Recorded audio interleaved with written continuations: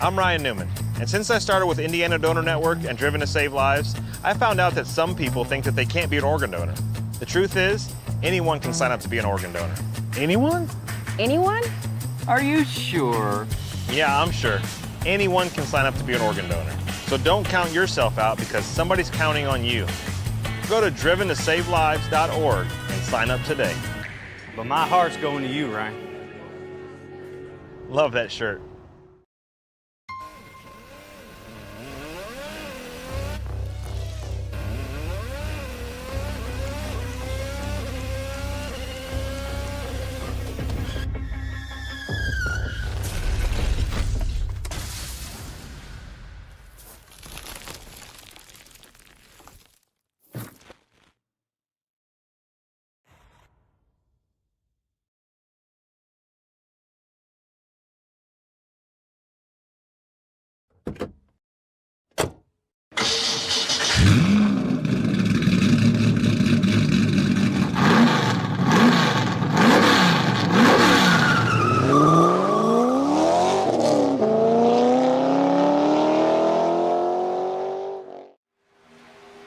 Good evening, ladies and gentlemen. Welcome back to more iRacing action here on the National Racing Network, where tonight it's the stars and cars of the iRacing Silver Crown Cup officials taking on Twin Ring Motegi in Tochigi Prefecture, Japan.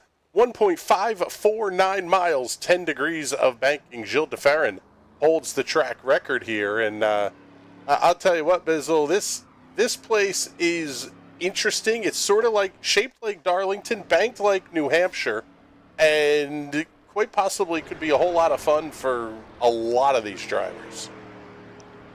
Yeah, this is one of the wildest tracks in all of racing. I mean, Honda literally built this just to get some Indy cars over here.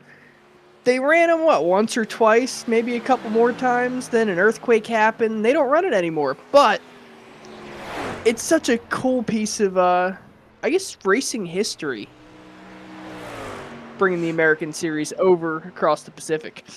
Yeah, following along here with Tracy Petter in car number one as he is making his way around in qualifications.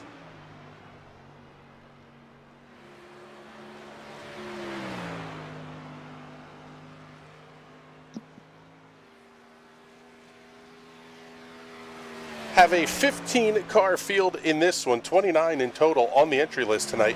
Thus far, only Josh Bautista and Derek Rolleveld not out on the racetrack. As Brandon Buchberger is going to be the first car to go to the top of the board now. Thomas Lewandowski moves in. Quick time, 31.361. Buchberger only 27 thousandths back. Zach Evans, Brian Elmore, Jeffrey Stanton were completing the top five. Now another new fastest lap, Tracy Petter, getting that machine to the top of the board. 34.346 seconds.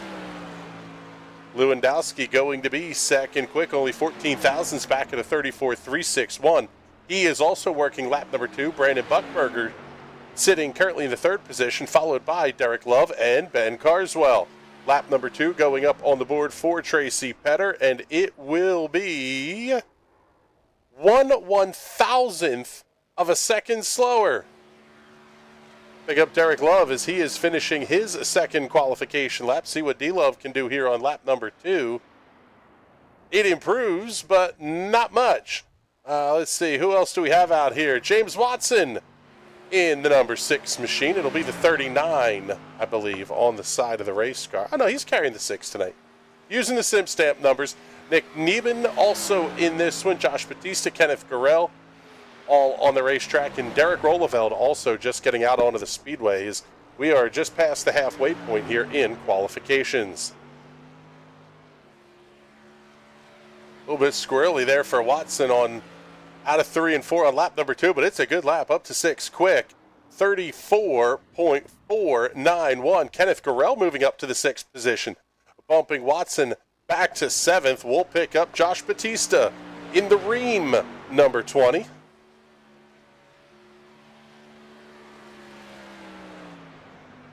M. McCullen is checking in the comments. I don't know that we're allowed to say that on television. I'll take your word for it. You know, I've been learning a little bit of Japanese. Not enough to tell you what that means. But hello to you as well, Em. Yeah, thanks for coming to hang out with us. We appreciate it. Please don't curse in the comments. I don't know that we're 60 seconds in yet. Following along with At least it Derek. wasn't French. Yeah. Derek Rolleveld working lap number 2. He will be the final car to take a lap here in qualifications. Lap number 2 for Rolleveld will not get on the scoreboard. Neither lap, in fact, for Derek Rolleveld getting up onto the scoreboard for tonight's race.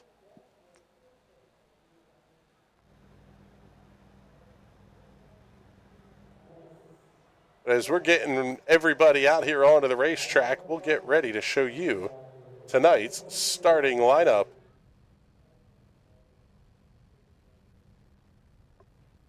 Starting on the pole with a lap time of 34.346 seconds, it is the number 1 Hawk quarter midget chassis and Enders performance on the side of that number 1. That belongs to Tracy Penner. The Team Watson Racing setup Martin Sports, number 3 of Thomas Lewandowski, will line up on the outside of row number 1. Row 2 will have the number 4 of Brandon Buckberger lining up alongside of Derek Love. And the Street Side Classics number 2. Make sure we get all the right sponsor graphics up here on these guys for you. But row number 3 will have the Team Watson Racing setups number 48 of Ben Carswell alongside of the Refined Motorsports 57 of Kenneth Gurrell. Row 4, the Jeff Aldrich Memorial Team Watson Racing setups number 6 of James Watson lining up alongside of the Me Fine Team Watson Racing setups number 14 of Zach Evans. Row 5, the Ream entry of Josh Batista will be lining up next to the 10 of Brian Elmore. Row number 6, Pablo Diaz Frances. Not sure the sponsor on the side of that one, but we know that the guy lining up next to him. That's the Big Evil Designs Napa Auto Parts, Rockwell, North Carolina, number 94 of Jeffrey Stanton. He will be the 5 tonight in timing and scoring. Row number 7 will be the Race Lab, number 8 of Nick Neiman, lining up alongside of the Team Watson Racing setup CAS Designs Race Day CT.com, number 15 of Zach Scott Nicky.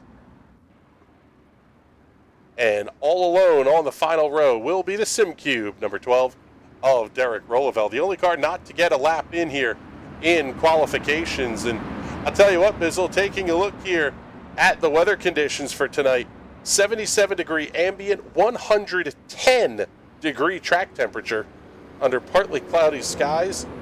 This place going to be a little bit slick and slippery here, I think, for these guys. Yeah, I didn't realize it got that hot in Japan. I knew it got humid. I knew they got some wild storms, but I didn't realize it was that toasty down there. Yeah, toasty is the right word for it. As field making their way off of the final corner. Green flag goes in the air. We are underway here at Motegi.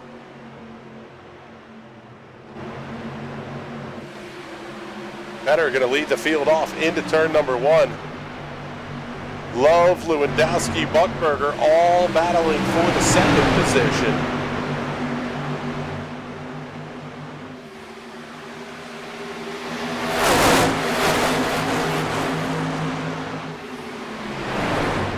I'll tell you what, not a whole lot of give early on in this one. As Buckberger looking inside of Love, he's going to shuffle him back 2 spots to position number 4. Watson sliding in back behind Kenneth Gurrell just a little bit further back. That's going to be 6th and 7th on the board. This is more of what I'd expect. A 60-lap race here at Motegi, a lot about tire management.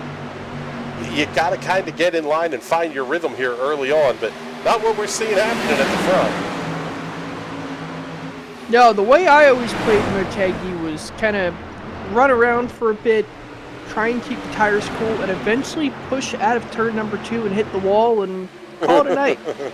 So I don't believe I've ever finished a race here. Unlike Mike Barry, I have started a couple, though. Yeah, I think Mike Barry running split number 2 is Ben Carswell putting up a heater, new fastest lap of the race out of the 5th position. Side-on checking in the comments. Josh Batista and Jeffrey Stanton appreciation posts. And McCullen, who's going to Danica their way into a fuel mileage win tonight? I'm gonna play contrarian. Actually, here we go. Side-on took care of it for me. Danica had to beat the 2 best drivers in IndyCar at fuel mileage, not named Sebastian Bourdais, to win that. No small feat. Thank you. That was a well-earned win by Danica Patrick that night. God, I can remember, it was probably 3 in the morning by the time that race ended. And that was on the road course that year, right? That was 2011? Nope, she won it on the oval. It was 2011, I think. But yeah, she won it on the oval. I mean, outright. Out fuel mileage the fuel mileage guys, which really was not something she was really known for.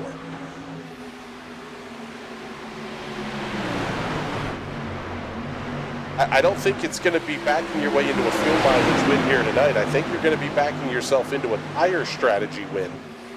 As Thomas It Lewandowski. was not 2011. No, 2010? I'll check 2010. 2008, okay. 8, I believe. Let's see. 2011, they ran the road course because that was the year of the big earthquake. Yes. Yes, yep. 2008.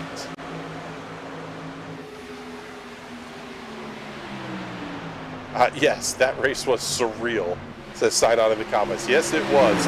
Oh, that's right. I remember this. Race ended in Japan. Danica Patrick and Jack Root got on a plane, flew to Long Beach for the final Champ Car race ever. Jack Root worked both of those races after an all-night plane ride from Japan. That's some jet lag. Yeah, they were all pretty much toast when they got to Long Beach. Jeffrey Stanton setting a new fastest lap here and taking a look at the timing tower. We've got 7 cars within 1 second of each other and 10 cars within 1.5 seconds. Even for the little bit of battling we're seeing here at the front bizzle, I'm not surprised, I guess, that we're keeping this many cars close together, at least this early in the race. You get a little bit later in things, maybe that's not going to be, we're not going to see as many cars running tight together as Jeffrey Stanton comes around Josh Batista. No, this track can be absolutely draft locked at times. Especially in these cars with the way everyone has to check up in the corners. It pulls you right into the car in front. As long as you can keep with them through the mid-corner, you can get sucked along down the straightaway. Seeing Pablo Diaz-Francis may have gotten himself into the outside retaining wall exiting turn number 2 last time. Wow, oh, one car big into the wall. That's Kenneth Gurrell. Gurrell sliding backwards down the front stretch. Hard contact with the outside retaining wall. There you can see the damage on that machine, the whole right side bent out of shape on Kenneth Gurrell's car. Battle for the lead heating up once again. Tracy Petter had a look on Thomas Lewandowski. Cleared him off the corner. Lewandowski able to pass back. Man, Brandon Buckberger kind of sticking the nose in there a little bit.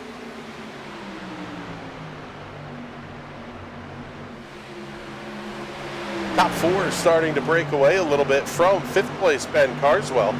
He's going to have Jeffrey Stanton and James Watson in tow as we are already working lap number 10 of 60.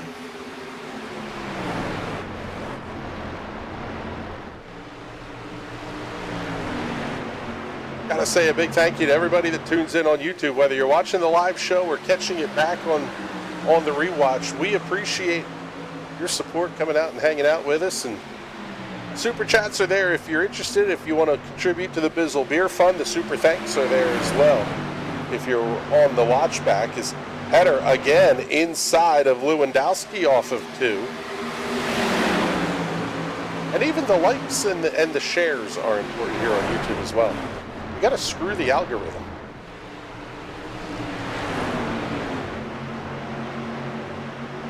Yep, all about engagement here on YouTube.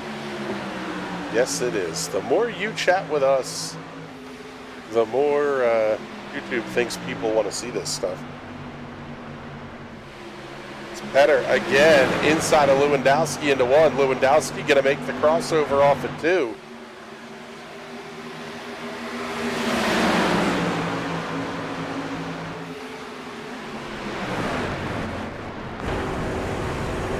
On board here with Brandon Buckberger.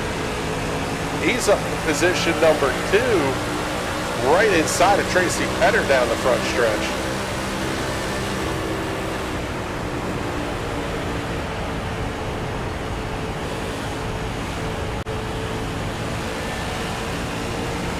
Ooh, a little bit of a bobble there from Lewandowski.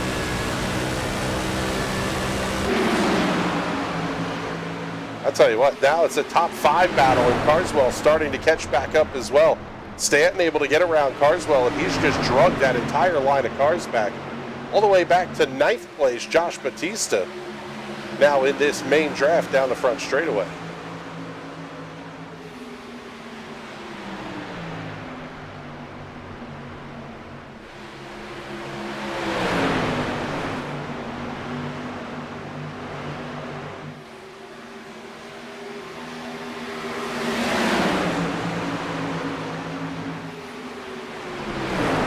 Petter's just able to suck right up going into turn number 3, but just kind of starts to lose it in the mid-quarter there. Lewandowski runs a little bit higher. Maybe not. As soon as I say he starts to lose it, Lewandowski kind of slides up and has to back out of it.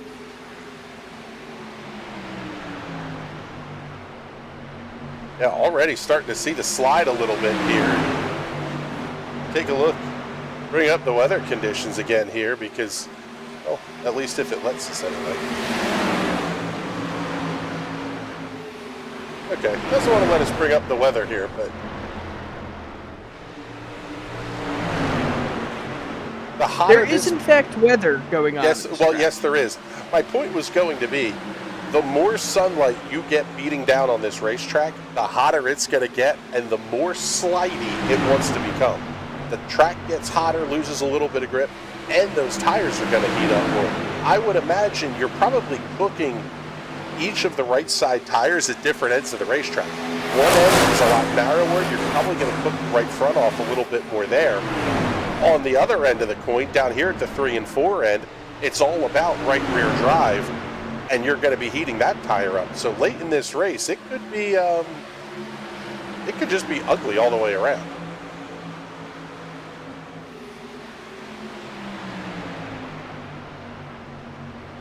Yeah, tires, you want them to get warm, but you get them way too hot and all of a sudden it's impossible to recover. Yeah, you're just not going to get them back. And no, sign on, the tapered part of the track is actually a lot easier to drive because it's much higher banked. I believe they're up to, what, 14 degrees of banking through turns 3 and 4? I thought it was 2. Turns 1 and 2 is almost flat like New Hampshire, so even though it's a fair bit wider, you're almost going the same speed through turn 1 and 2 just because there isn't a banking there to support the car. And that's where you start really overheating the tires. Yeah, the banking is actually the same at both ends of the racetrack. No way. Yep. 10 degrees of banking at both ends of the speedway, but the radius is so much narrower in the turns 3 and 4 end. It always felt like 3 and 4 was way, way, way more banked than 1 and 2. That's what I thought too. But it could just be because it's a narrower corner too. That is true. It kind of feels like it's getting squeezed in more.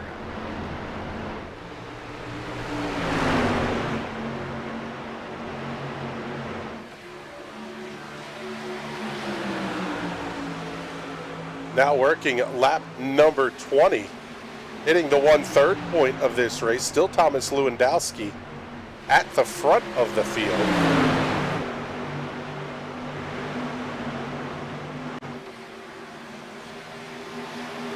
Tracy Petter, Brandon Buckberger, Derek Love, Jeffrey Stanton complete the top 5. Then you got to go back about 1.1 seconds to find Pablo Diaz-Frances in the 6th position, followed by James Watson, Josh Batista, Ben Carswell.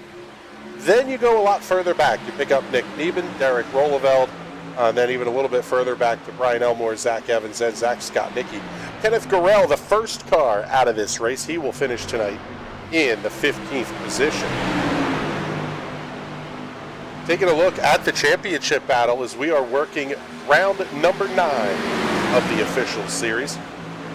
With 8 weeks in, it is a 92-point lead for Thomas Lewandowski over Josh Batista, 1390 to 1298.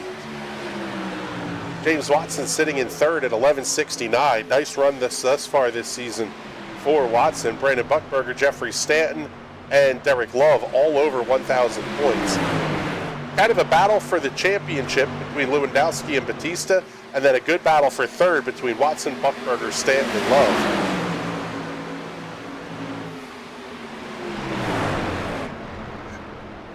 But now, Bizzle, we're into the part of the season where you're going to start counting drop weeks.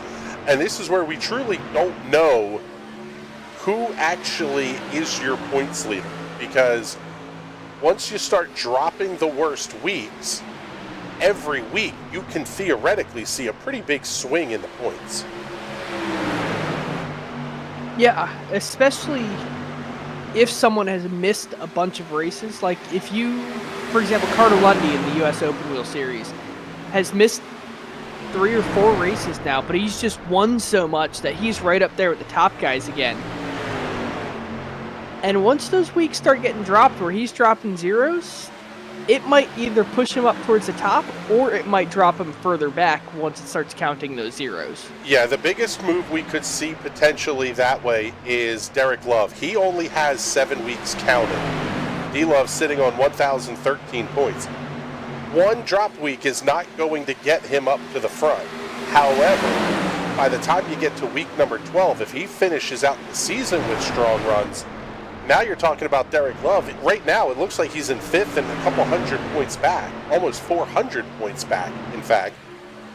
The reality is he's actually in contention for the championship still because of the way you have to factor the drop weeks.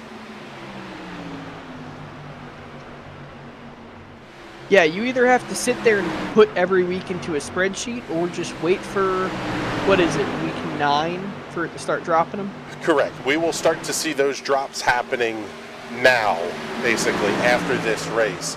Had a wild 3-wide moment down the front stretch between James Watson, Francis, and Batista. They got everything settled down to turn number 1 as your top 5 continues to cycle through kind of in line. Slide back a little bit here. We'll pick up Nick Nieben and Derek Rolleveld. They're battling for the 10th position, about 3/10 apart. Same story back here for Brian Elmore and Zach Evans battling for the 12th position. But that's really it in terms of the battles on the racetrack that are not here at the front. So we're going to stick up here, at least for the time being, as we are already approaching the halfway point.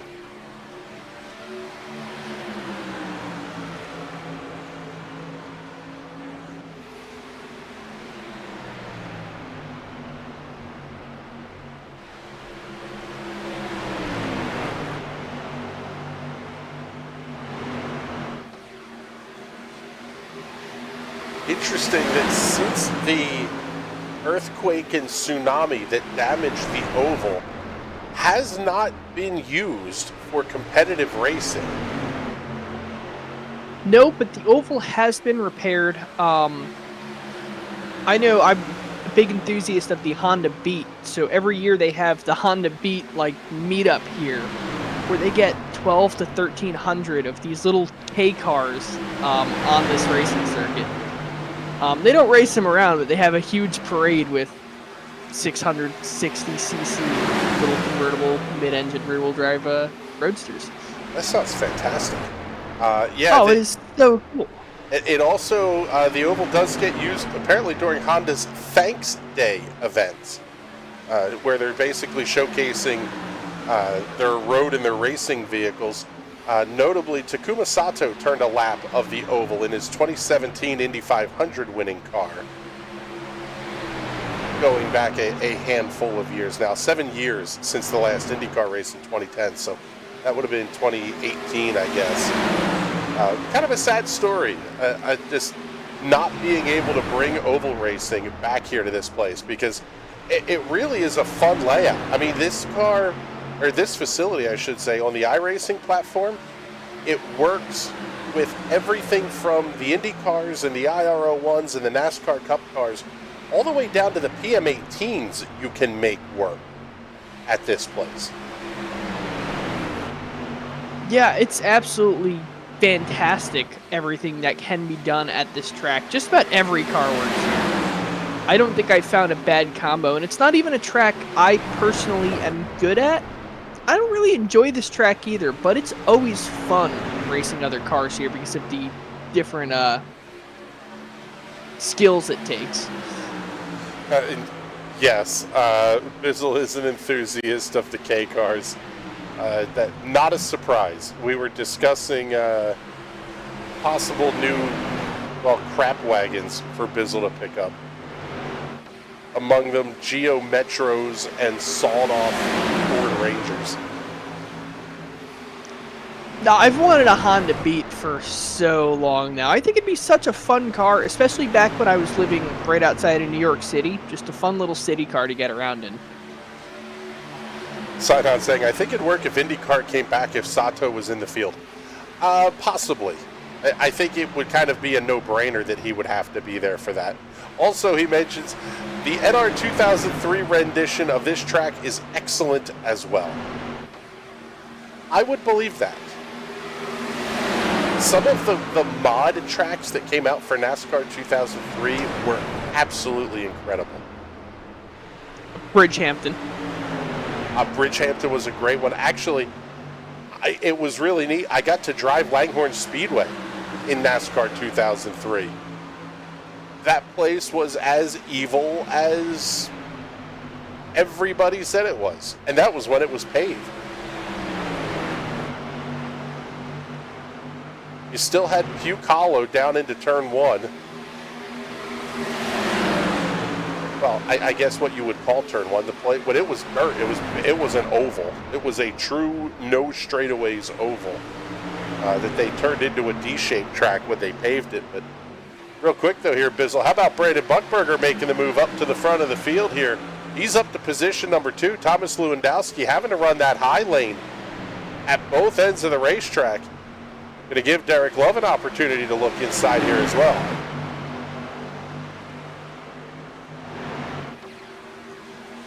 Yeah, Derek Love going to try and follow him through now that that door is open.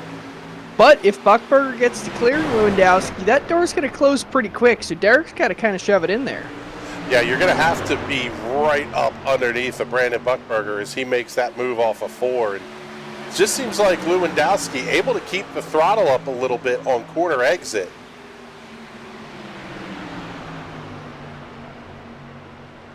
Buckberger was making up a decent amount of ground at the midpoint of the corner. You wonder if he didn't get the tires a little bit hot here as Tracy Petter continues to lead, but we're following this good fight for third. Love now looking outside of Buckberger, and if you're in Tracy Petter's seat, how much are you mirror driving to see where these guys are going? You can tell they're in the relative, so then you just have to kind of glance in the mirror to see where they are. Yeah, that is if you're a dirty cheater and you're using that virtual mirror, because these cars don't have mirrors. But yeah, especially on these speedways, you are definitely mirror driving just about the entire way through the lap. Oh, that's fantastic. Sidon saying he still makes tracks for NASCAR 2003. Bizzle just sharing me a picture of the Honda Beats out here on the oval. That just looks fantastic. Looks like a fun little car, too. You say mid-engine? Mid-engine, 660cc 3-cylinder, makes 63 horsepower, 63 brake horsepower. So that's at the drive wheels. And they weigh just over 1,000 pounds. They're about 900 kilograms. I think they're less than that. I think they're like 800 kilograms. So they actually rip a little bit. They get up to about 80 miles an hour, and it feels like you're doing 200 because you're about a quarter inch off the ground. It's a go-kart with license plates. How about it? Lewandowski making the big look outside of Petter into 1 and 2. Highline maybe starting to come in here for Lewandowski. Now Tracy Petter's going to be pinned on the bottom, having to contend with Buckberger looking to his outside.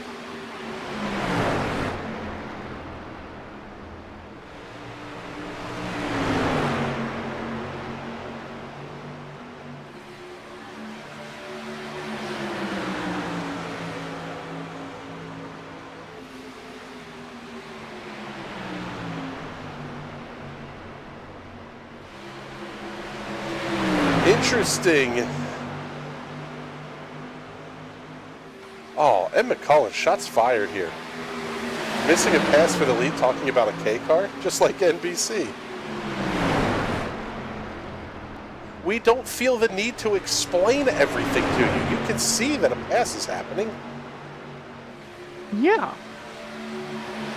We should get a K car in iRacing now. We think our viewers are intelligent. Oh my God, no. Yeah, but could you imagine an AutoZam AZ1 and like Honda Beat series? Patrick, don't be stupid somewhere else. Oh, come on. Already to the 2/3 mark as we're working lap number 40 of 60. Oh man, big moment there at the exit of the corner for Lewandowski.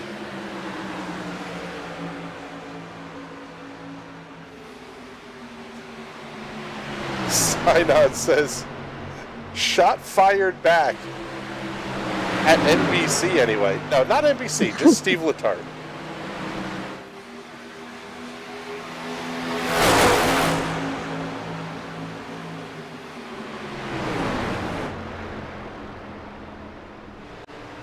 Now, Bislett, I'm guessing we're into kind of go time here, especially for Derek Love and Jeffrey Stanton.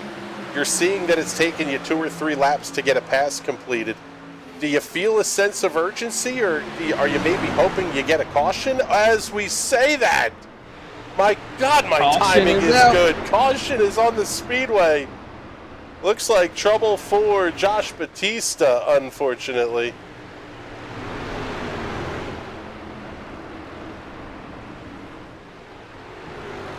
Let's take a look here and see what we can find may have happened to Mr. Batista out there.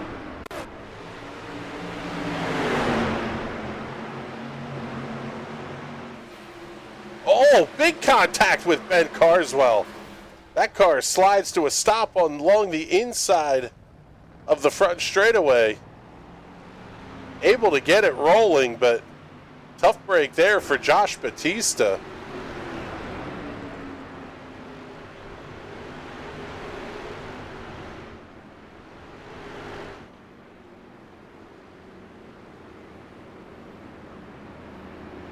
Now, you can see it. Everybody's starting to head for the cooler portions of the racetrack. Get as much of that tire out of the off of the hot pavement as you can. I mean, look at everybody down on the apron of this racetrack, Bizzle. You can't change tires. There's nothing you can do with the race car. What is your strategy thought here as you come back to this restart? Yeah, don't really have a strategy. You can't really play any strategy. No taking fuel unless you forgot to put some in the car. Can't take tires. So yeah, run that apron, try and get the car cold, tires cold at least. Maybe run up by that outside wall in those shadows there, but there's not really a lot of that right now. It seems like we're racing at about noon. So go out there, wait for the green flag, and hopefully send it. Yeah, I was going to say, do you make the big send high into 1 and 2? Just knowing that that lane has been working? And if you're Thomas Lewandowski out of the lead, do you defend the outside? Do you defend the inside? If you're Lewandowski, keep doing exactly what you've been doing. It's kept you in the lead. No need to change. If you're Buckberger, Petter, Derek Love, absolutely send it. Find any open door you can on Lewandowski and try and get the jump on him.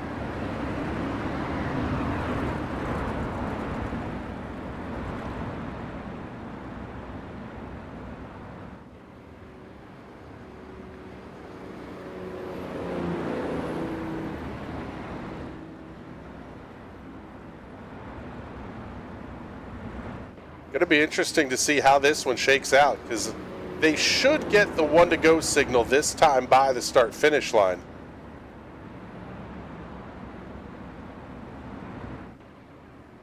And something that obviously is going to help Lewandowski in a big way is the fact that you can't pass to the inside until right there. You get past the start finish line, then you can duck out to the inside.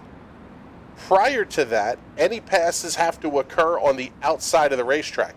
So if you're Lewandowski, you kind of get everybody off at turn 4 and then just decide when you want to go.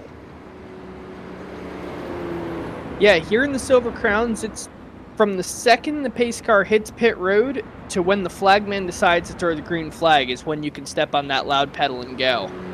So there's a huge margin here at Motegi that you can kind of make a move and decide when you want to go.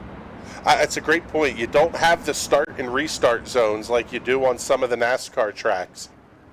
In the Silver Crowns, you are, like you said, you kind of have that wide window, especially when I think the pace car has to turn off fairly early, exiting turn 4.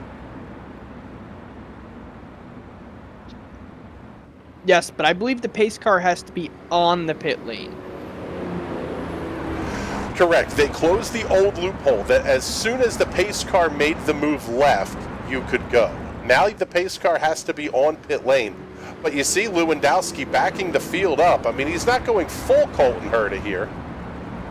But pace car is on pit lane. This is Thomas Lewandowski's call to make whenever he wants, and he gets a fantastic restart. He's going to have the lead by 5 car lengths to turn 1, and Buckberger's going to have a 5-car advantage as well. Yeah, Buckberger was definitely not sleeping on that one. The rest of the field, though, they kind of got caught out. And now Derek Love and Tracy Petter are going to run side by side. That's going to allow Stanton to catch them, and they're going to lose time to Buckberger now. Man, the field's starting to get antsy behind them, too. Seeing Francis battling with Watson.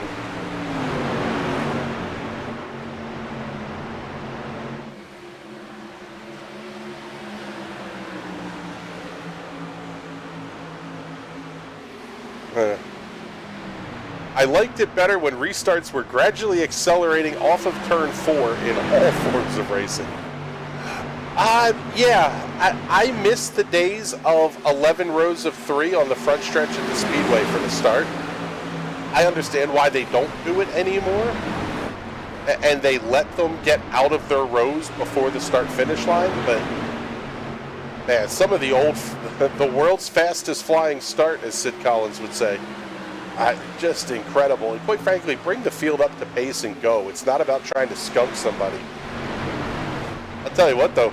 Buckberger, he didn't get skunked. He's back, we'll call it 3 car lengths exiting turn number 2. And these top 2 have absolutely gapped the rest of the field. Yeah, it's 1.1 seconds back between Buckberger and Love.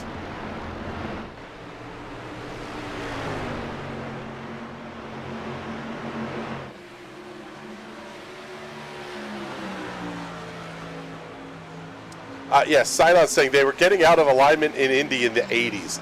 A little bit. That came after 73 and all of the tragedy that happened that year. But 1974 was packed up and pretty. It was a gorgeous start to the 500 that year. But it's going to be 11 laps to go here.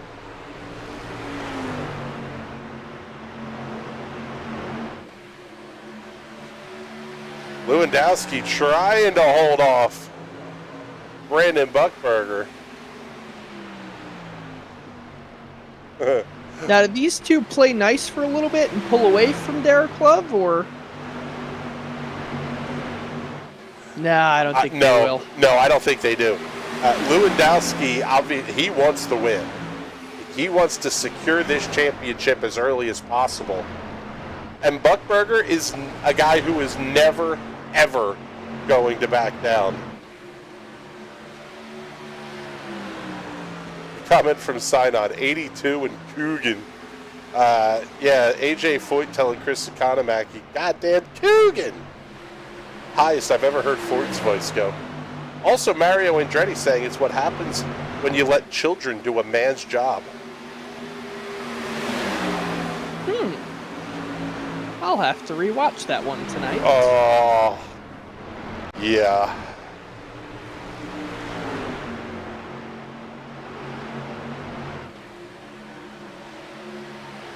Inside of 10, now 9 laps to go, and Buchberger is all over the tail tank of Lewandowski into one. You almost have to wonder, if you're Buchberger, do you sit back there and back down, keep your tires a little bit cool? If Lewandowski makes a mistake, you just take the win, and don't push it if you don't have to. You're going to have to push it. Lewandowski is not a driver who makes mistakes very often. And this is not like a short track that you can count on him making a mistake. This is a very easy track to, once you have a rhythm going, it's very easy to keep that rhythm going. Good battle for third between Love and Petter here as well. Jeffrey Stanton going to be right there as Buchberger continues to stay in line. Less than a tenth of a second back, but now with these guys fighting the way they are, this 1.5 gap is only going to get bigger.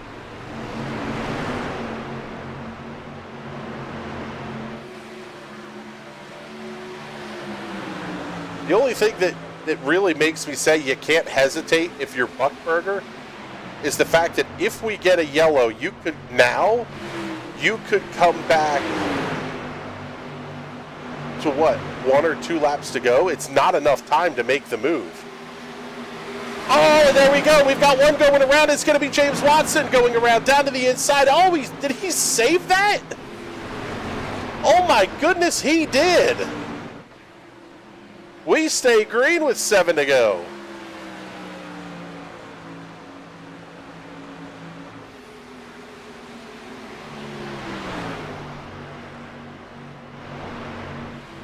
Top 2 stay nose to tail. Petter and Love stay side by side. Petter, a little bit of a bobble exiting 2. That's going to open the door for Jeffrey Stanton. Now Stanton going to be able to go to work on D-Love. As they'll get the 5-finger salute this time at the start-finish line. Only 5 to go here in this one.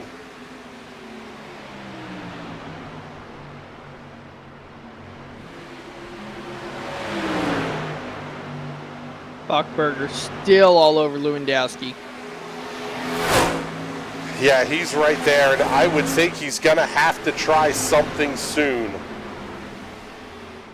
Whether you get the restart with 2 to go or you get the 1 attempt at a green-white checkered overtime finish, either way, it's not enough time if Lewandowski gets out to a 4 or 5 car length lead.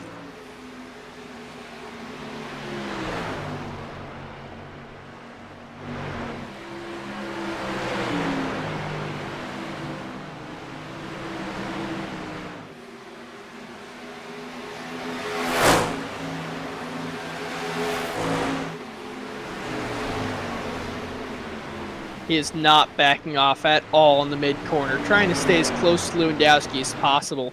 Looks like he's going to have a run on him this time, especially with Lewandowski with a little bit of a tank slapper coming out of turn number 4.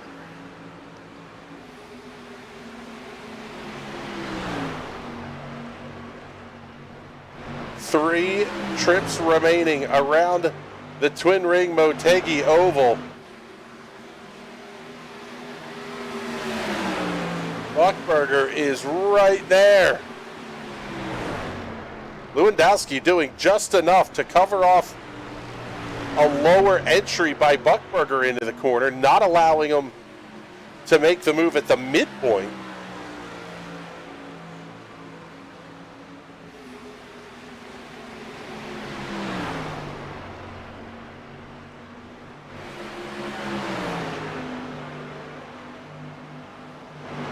both of them sliding up the racetrack now.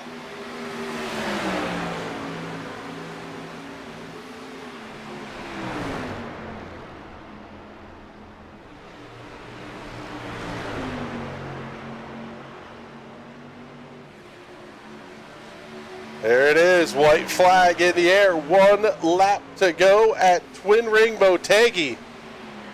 Does Buchberger have anything for Lewandowski? It's going to take a big drive off the corner.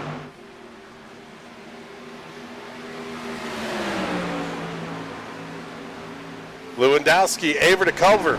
Buchberger full send into 3. Almost gets in Lewandowski. I don't think he's going to have enough coming off turn 4. Almost got to him. Nothing there. Thomas Lewandowski gets the win at Motegi. Great run for Brandon Buchberger to come home second. And Derek Love will complete your podium here tonight ahead of Tracy Petter and Jeffrey Stanton. Fantastic show.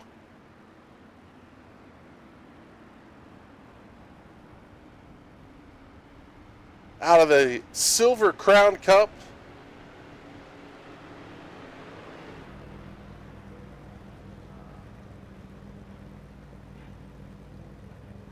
Thomas Lewandowski out of here quickly, but should be here for the interview. But before we do those, let's bring up your race results. Thomas Lewandowski by a quarter of a second over Buchberger. The final gap from second to third, a full 3 seconds, with Derek Love earning that final podium position. Tracy Petter and Jeffrey Stanton completing the top 5. 6 through 10 tonight: Nick Neben, Ben Carswell, Pablo Diaz-Francis, James Watson, and Derek Rollefeld. Great recovery for Watson to bring that car home in the 9th position. And 11 to 15 tonight: Brian Elmore, Zach Evans, Josh Batista, Zach Scott-Nicky, and Kenneth Gorell, the only car to go out of this race very early on in position number 15.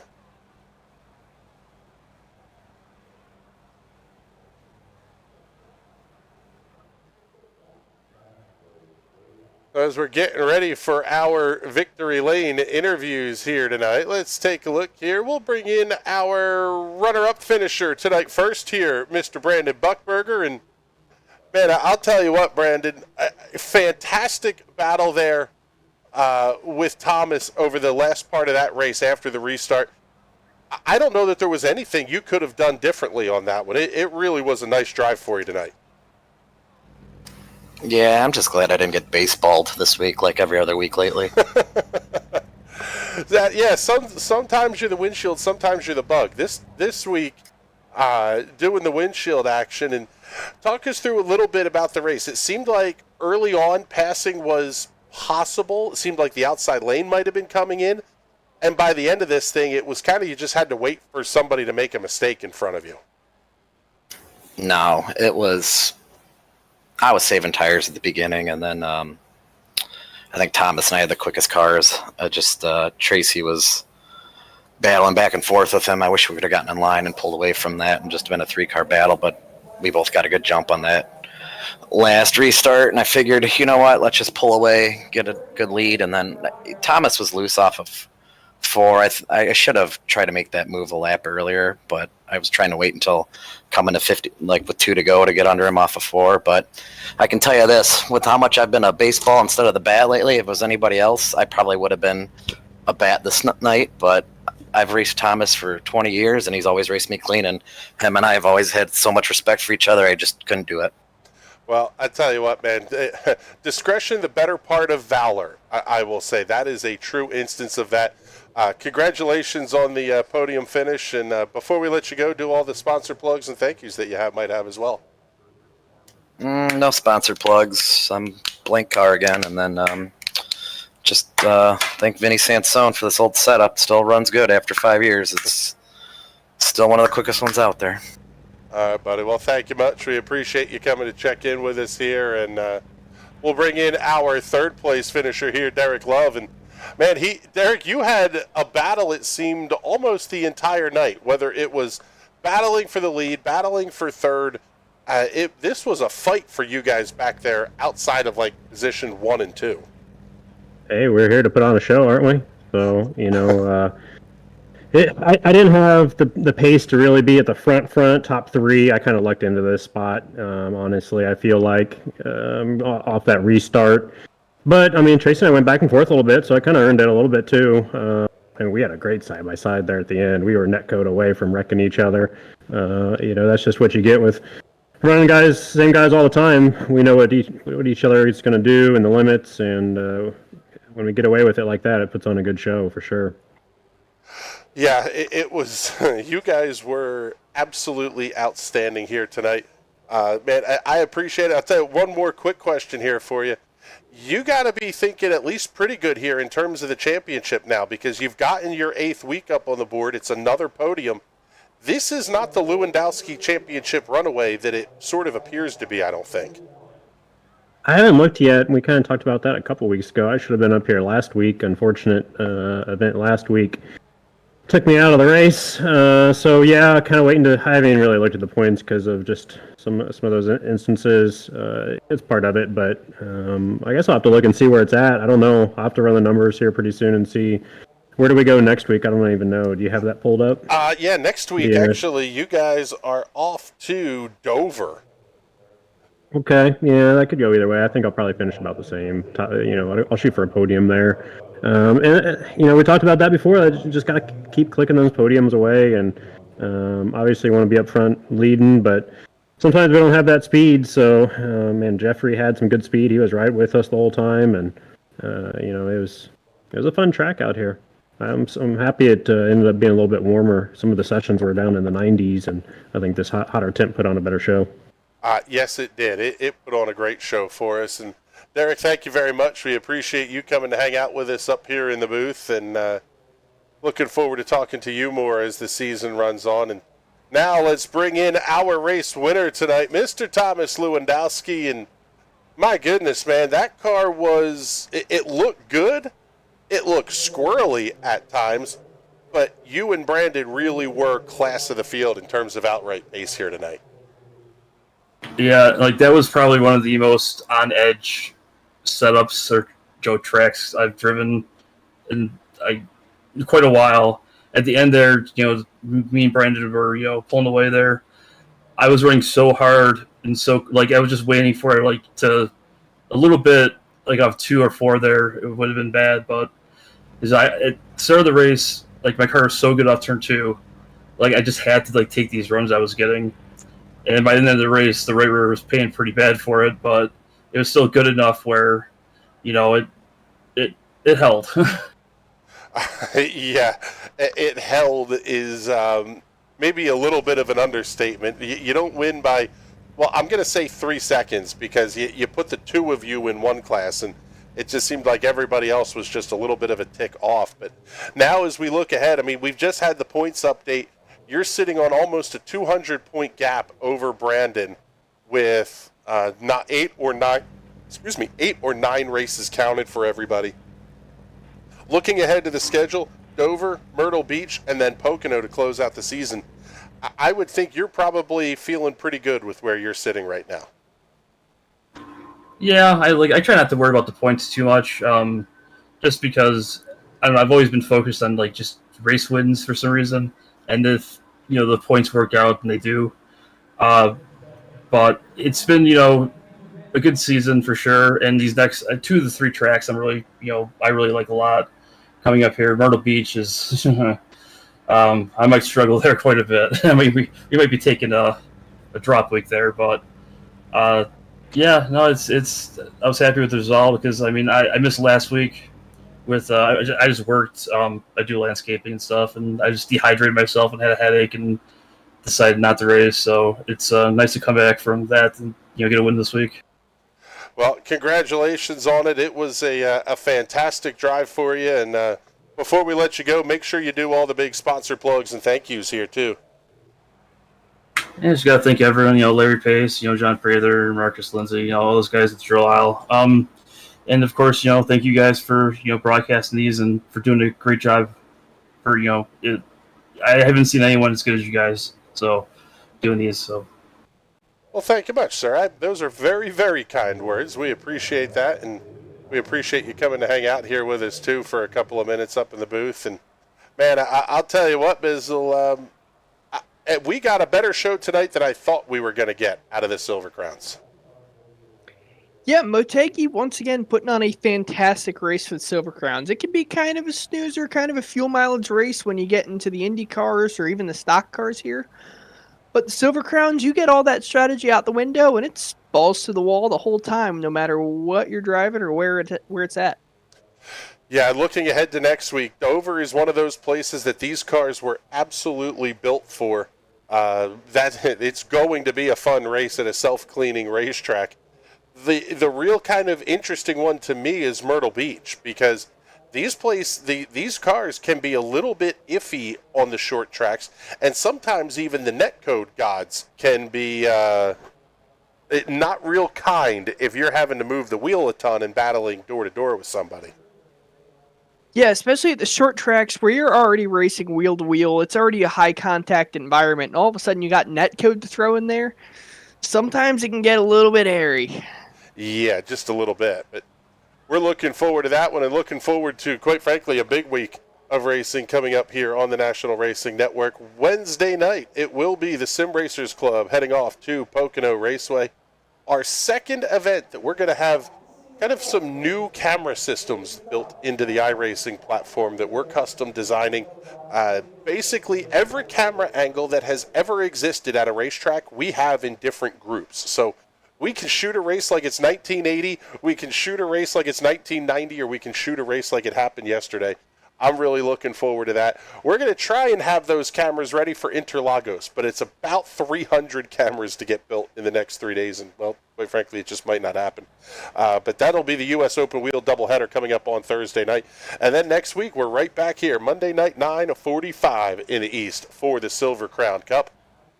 With that, time for us to get the heck on out of here. Fantastic show tonight. Thank you very much, Patrick, and everybody here at the National Racing Network that makes these shows happen. And for all those fine people, my name is Chris Graham. Thank you so much for coming to hang out with us here tonight, and we will talk to you all soon.